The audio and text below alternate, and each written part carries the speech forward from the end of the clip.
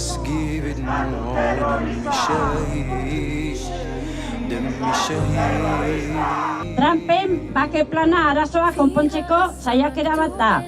Israelentzat aterki berri bat sortuz.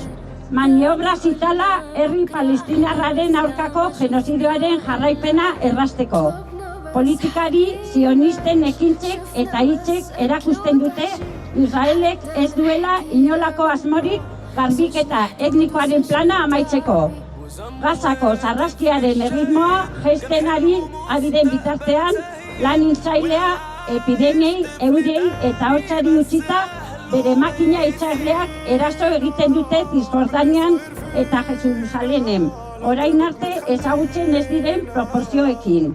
Maniobra zionistak hau zapuzteko gakoa gure hanka eta ahoetan dago.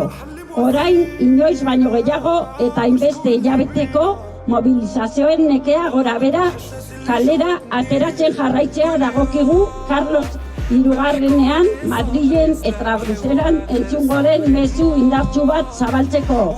Israelekin harreman gehiagorik ez, zionismoa suntsitu, Palestina askatu.